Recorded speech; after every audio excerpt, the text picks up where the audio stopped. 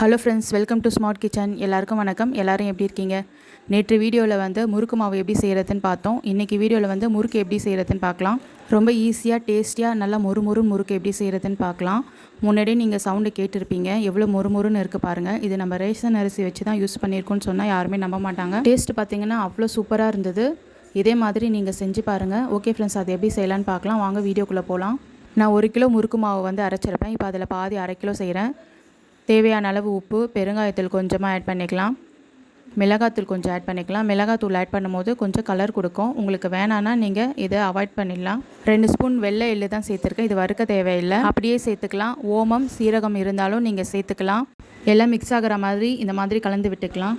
இப்போ தண்ணி ஊற்றி கொஞ்சம் கொஞ்சமாக தண்ணி ஊற்றி இந்த மாதிரி நல்லா சப்பாத்தி மாவு பதத்துக்கு பசஞ்சிக்கோங்க. ரொம்ப கல் மாதிரி இருக்கக்கூடாது, அப்போ பிழியும் போது ரொம்ப கஷ்டமாக இருக்கும். இப்போது நல்லா சூடான எண்ணெய் சேர்த்து மிக்ஸ் பண்ணிக்கோங்க. இது முன்னாடியே மாவு பிசையும் போது சேர்த்துருக்கணும், நான் மறந்துட்டேன், அதனால் இப்போ சேர்க்குறேன். எண்ணெய் இல்லைன்னா பட்டர், அதுவும் நீங்கள் மிக்ஸ் பண்ணி சேர்த்துக்கலாம். இப்போ ஒரு இரும்பு கடாய் வச்சுட்டு ஒரு 1/2 லிட்டர் அளவு எண்ணெய் ஊற்றிருக்கேன். எண்ணெய் வந்து நல்லா சூடாகட்டும். அதுக்குள்ளே வந்து அச்சு முறுக்கு குழாயில் ஃபுல்லாக எண்ணெய் தடவிக்கோங்க. எண்ணெய் தடவிட்டு நான் 3 ஹோல்ஸ் இருக்கிற அச்சு தான் எடுத்திருக்கேன். அதில் வந்து அந்த முறுக்கு மாவு பிசைஞ்சதை உள்ளே போட்டுட்டு ஒரு ஜல்லி கரண்டியில் எண்ணெய் தடவிக்கோங்க. அது பின்பக்கம் வந்து இந்த மாதிரி முறுக்கு வந்து ரவுண்டாக சுற்றிக்கலாம். சப்போஸ் உங்களால் முறுக்கு பிழிய முடியலன்னா நீங்கள் வந்து டைட்டாக பிசைஞ்சிருக்கீங்கன்னு அர்த்தம். அப்போது கொஞ்சமாக தண்ணி தெளித்து பிசைஞ்சிக்கோங்க. மாவு லூஸாக இருந்தால் தான் நம்ம பிழியும் போது நமக்கு ஈஸியாக இருக்கும்.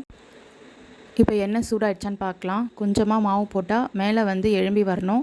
இப்போ நம்ம பிழிஞ்சு வச்சிருந்த முறுக்கை வந்து பொறுமையாக போடணும். டக்குன்னு போட்டிங்கன்னா எண்ணெய் வந்து மேலே தெரிச்சிடும், அதனால் பார்த்து செய்யுங்க.